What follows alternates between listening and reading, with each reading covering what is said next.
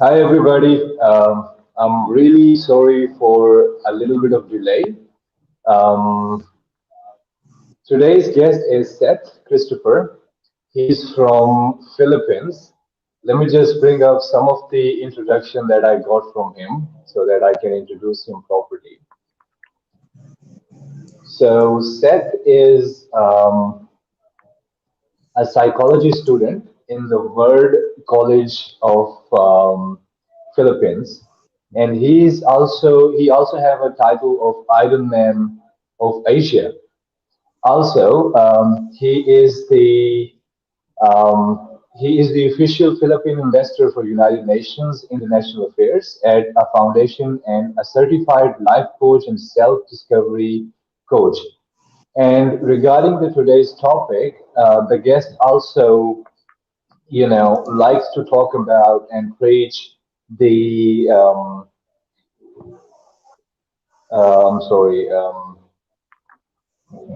mm, he likes to talk about the sustainable development goals and technological innovations those come with the sustainable development. So I would start the session by saying hello and good morning to Seth, and I would like to ask him to say a few more words about himself to introduce him better because I wasn't able to do that properly, and also to give a little bit of introduction about sustainable development goals and how technology can improve this certain criteria. Okay, perfect. Thank you so much, Sam, for the invitation. It is an honor and pleasure to be in this platform of yours. It is also my pleasure to share with all the people my passion for the 2030 agenda of sustainable development goals and my enthusiasm about it.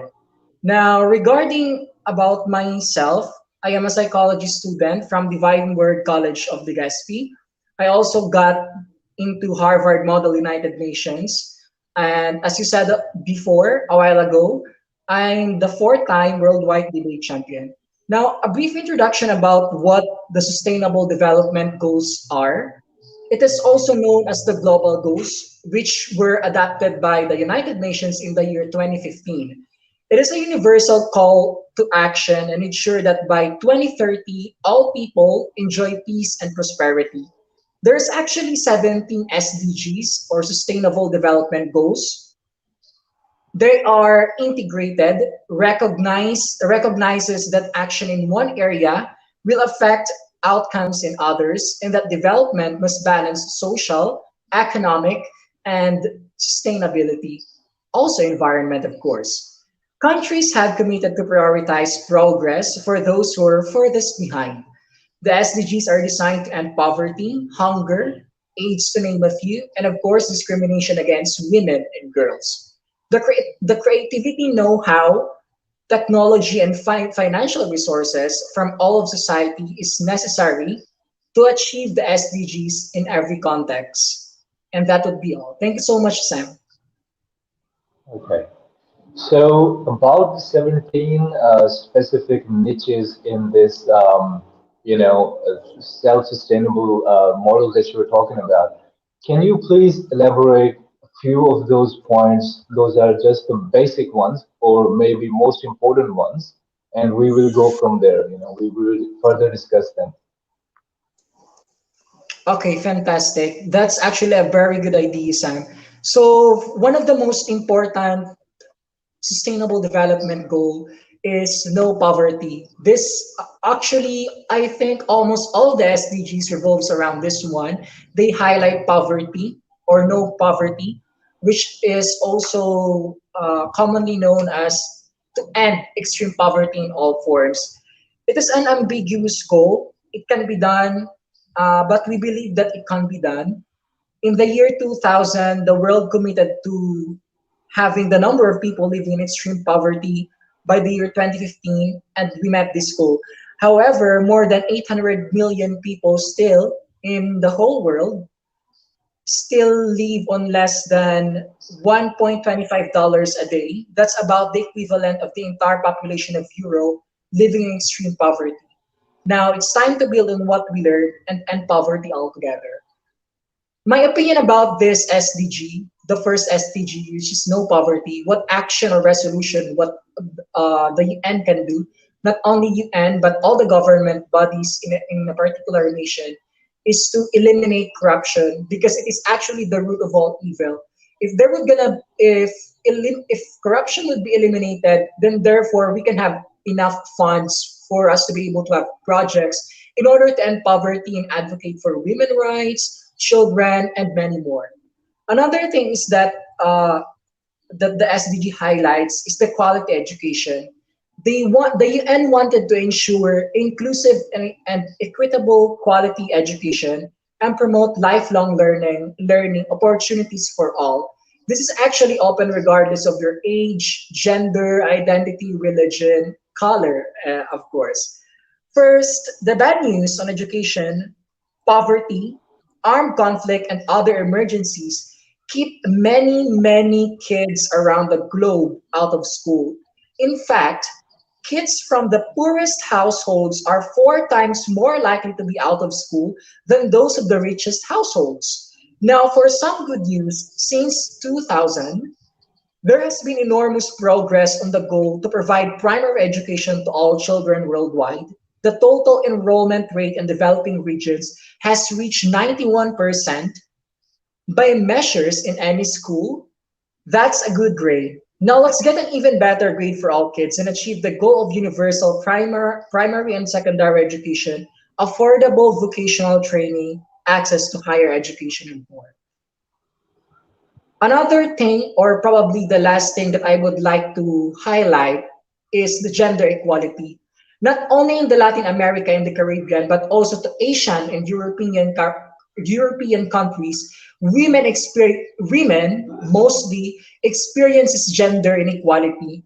Now the UN would like to propose to achieve, or I mean to aim, they have the aim to achieve gender equality and empower all women and girls. That's why me, as a delegate of various countries around the globe, and as an advocate of the youth and the sustainable development goals, I would like to encourage everyone, not only the youth, not only the LAC, European and Asian countries, but also the NGOs, the non-governmental organizations such as CAMTRA, who's actually a group of men who advocates for women rights. These types of organizations and groups should really continue their mission, which is to advocate for women, because actually a lot of women now feels experiences discrimination, especially in the status quo, the global pandemic. It actually happens in real life, not just in movies. Thank you so much, Sam. And then, by the way, there's also one topic that we are going to tackle about the technological innovations.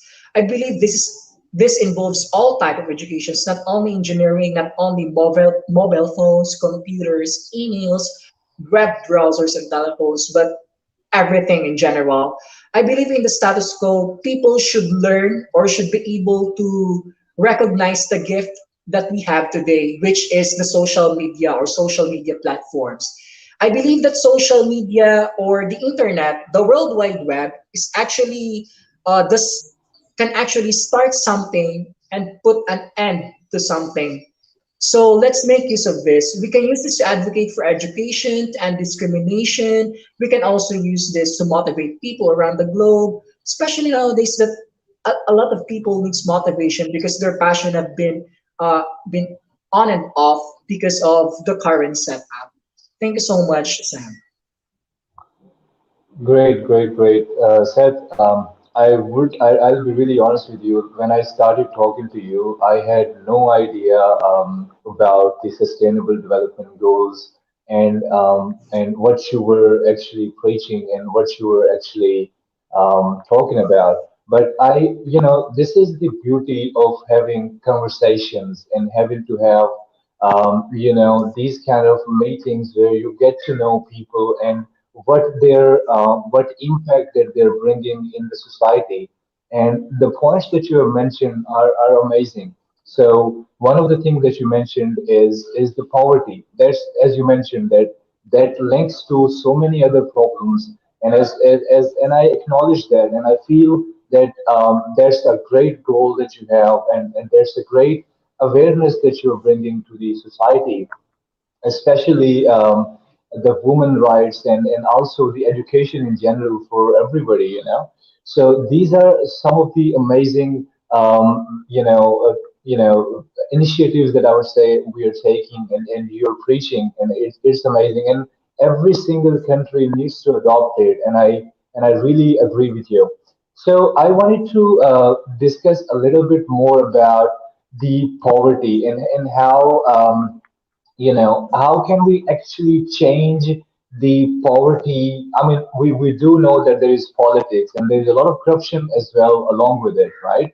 So are there any ways where we can actually end poverty at the individual level, right? So if we can't change the society as a whole, like instantly, would there be a chance that we can make an individual impact to change this whole poverty situation around the world?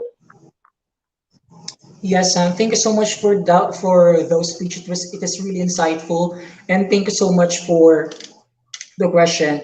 Now, yes, I believe that we can eradicate corruption in all forms, especially if the people would vote wisely.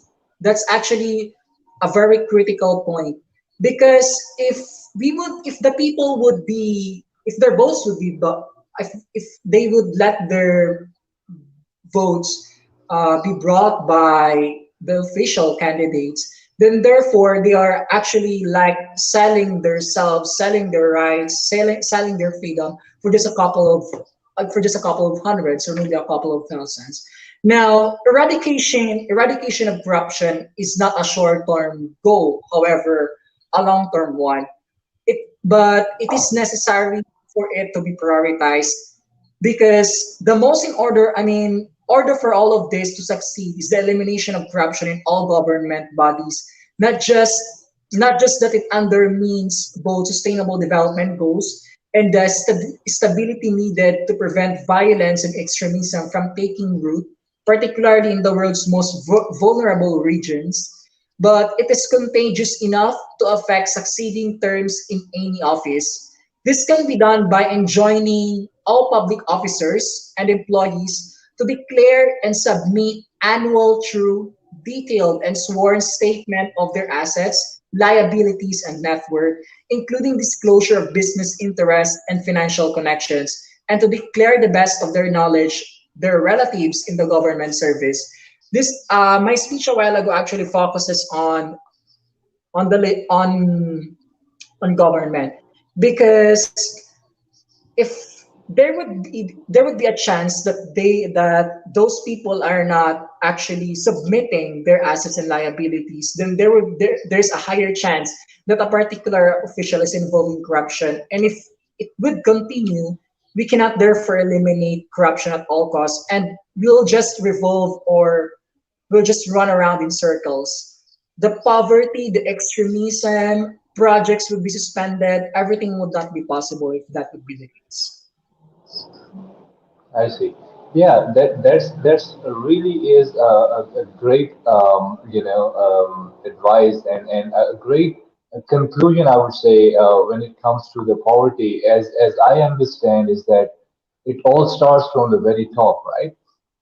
If the main officials of a government are basically are, let's say, they started with a corrupt election, right? So if the vote is being sold, that means that the whole government is going to be ending up in not providing the rights those should be provided to the people. So the people should make a great investment of a vote in order to actually have a better future and to go out of poverty. I 100% agree with you. And one of the points that I would like to make here is that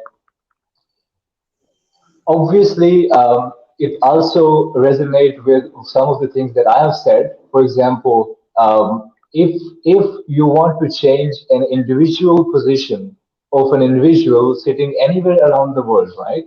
The individual needs to make a change while he's voting, right? He need to think about the better future, not about the quick money that he's getting out of selling his vote, right? So that also comes to the individual, where he has to make that decision to bring his family or himself out of poverty. And also, I would say there are so many technological innovation, as you mentioned, like social media is one of the great platforms, right? And it's bringing a lot of change. Like we are able to raise our voice, and not just that. I've seen people making their living out of this social media, right? So we also have to preach ways and techniques how this social media can be used in a positive manner. And with that, I would like to go into the second point that you made, which was the education. So we do understand that the education needs to be thought about from the very top, right? So the governments have to make a model where every single citizen is given equal opportunity, right? And there is a certain mandatory limits of education; those must be in place, right? But would there be, so there are so many families, right? There are so many people, those are not so aware of the benefits of the education, right? How education can change their lives and their kids' life, and the society in general. So, what would you suggest in terms of, you know, giving an insight to those families and those people, those aren't really into, the importance of education, and they're not so educated themselves, and also they don't understand how their children would get a massive benefit out of education if they were to go to school and have those amazing skills. So can you please elaborate a little bit on that? Thank you so much for that idea, Sam. Actually, as I've said a while ago, there's actually a lot of youth who are discouraged to continue education, especially in the current setup, the global pandemic. A lot of students chose to stop rather than continuing their education because what they believe is that the current setup is anti-poor. Only privileged ones has an access to quality education. Like for example, uh, not all students has a good internet connection. Not everyone possesses or has the equipments to proceed with the online classes. I think what the institutions in the government can do about this one is to support their students by first giving them recognition for small things, even if it's just attending the class only for attendance.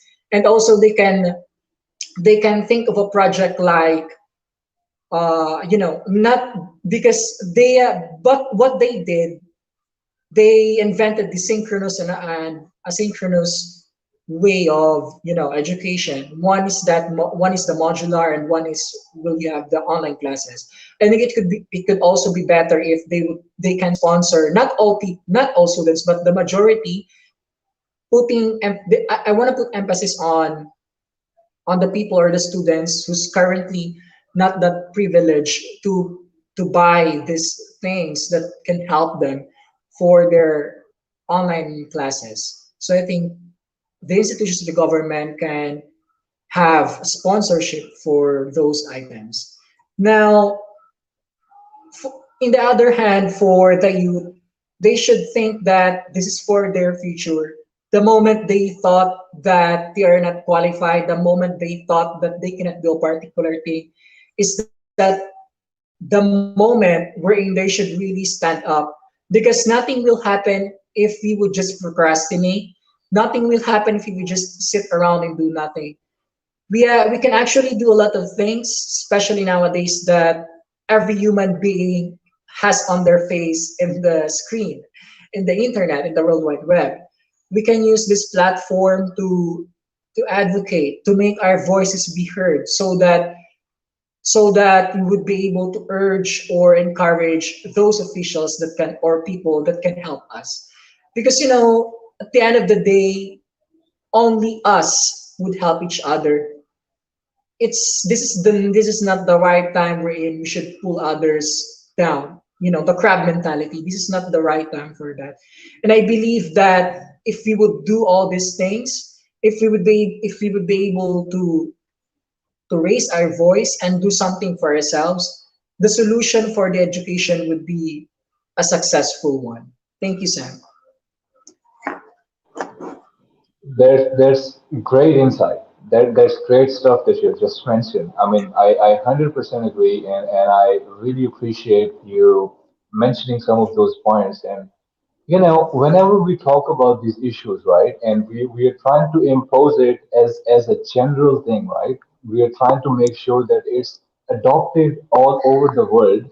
There is no way we can do that unless we talk about it at the very top, the government level, right? So I 100% agree that these resources need to be provided to the people, right? So just the basic stuff, and the right to have a good internet, right?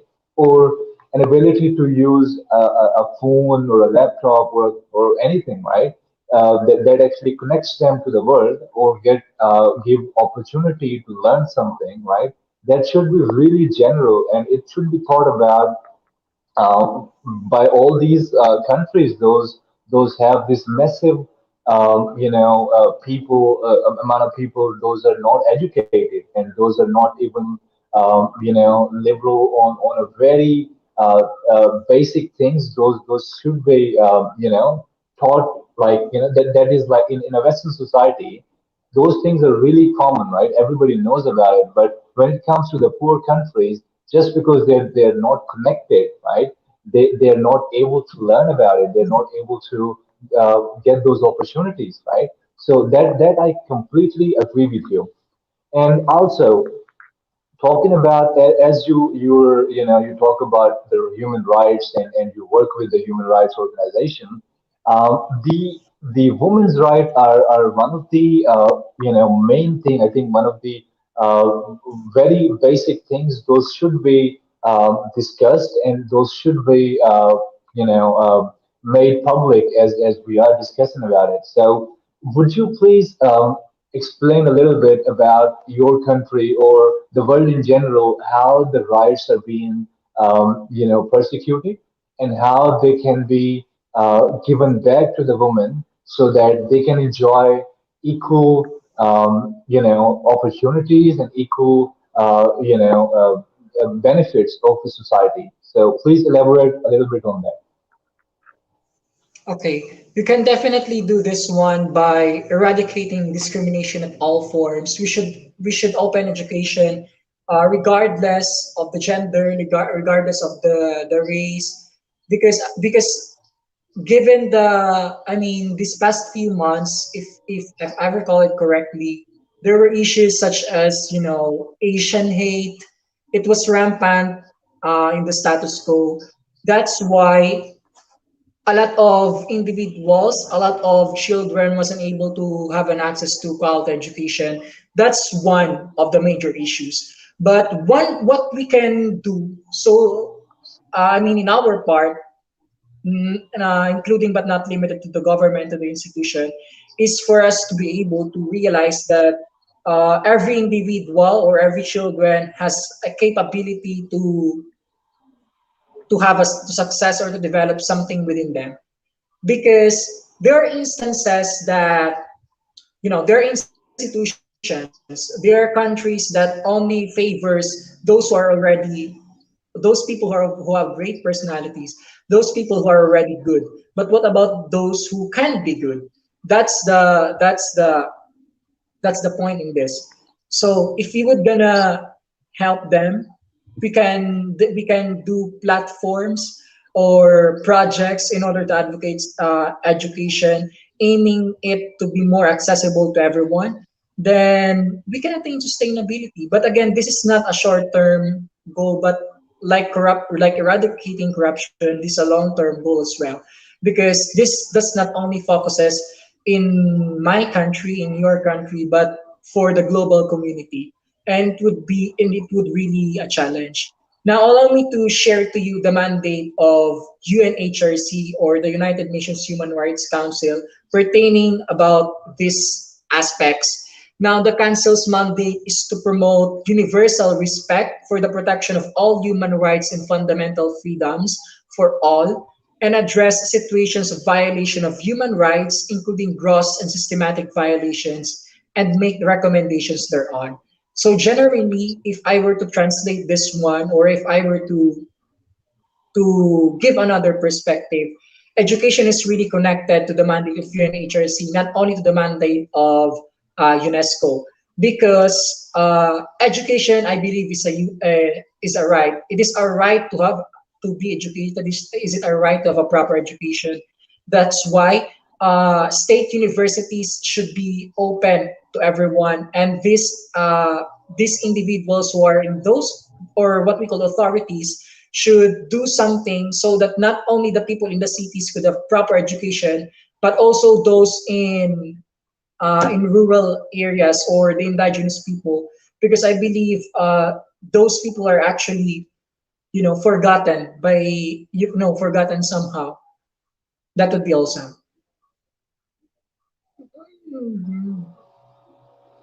Um,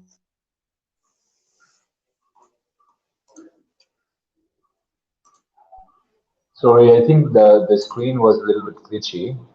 Can you hear me now? Yeah, I can hear you clearly. All right. So yeah, I mean, great stuff, Seth. Once again, great said about the women's right and how, on the individual level, we can bring equal rights to the woman, right? And we see it all the time, Seth. For example, women's being given equal opportunity in so many third world countries, right? They're not. I mean, you won't see women on most of the places where men would be, right? So getting the best jobs and also the pay scales, right? Even in the Western societies, the pay scale is not equal for both the genders, right? And that's one of really important issue that should be discussed about and that should be brought up in so many different channels and so many different communities. So, Seth, that would be, I think, all that I wanted to ask you. Would you have final comments about what you would like to say to our audience regarding any of the sustainable development goals or anything else that you would like to conclude the session on?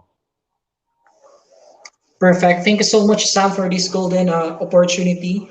Again, before we proceed with the message, I just want to highlight that we really need sustainable environment.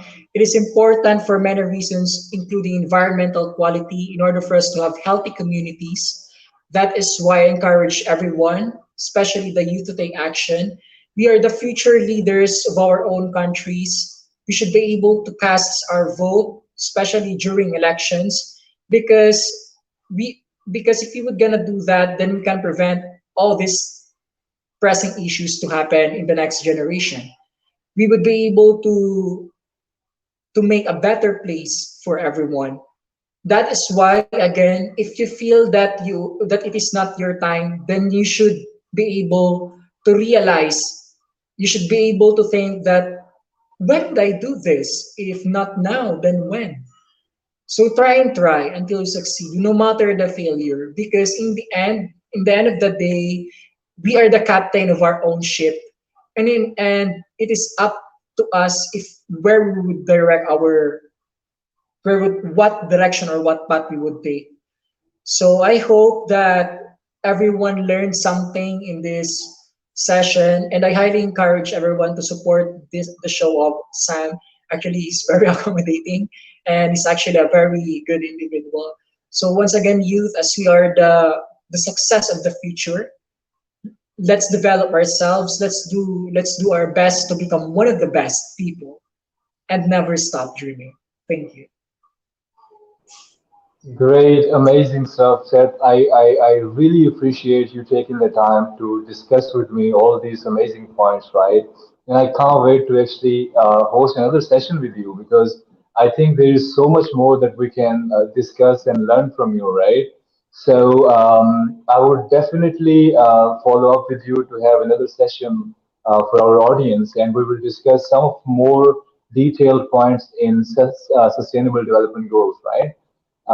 And I again really appreciate sharing all the information that you have shared, and thank you so much for this great session. And I will see you in the next one whenever that you're free. Thank you so much again, Sam, for this golden opportunity. You please have a great day. Same with everyone. Please be safe. Thank you. All right, so thank you. Bye bye.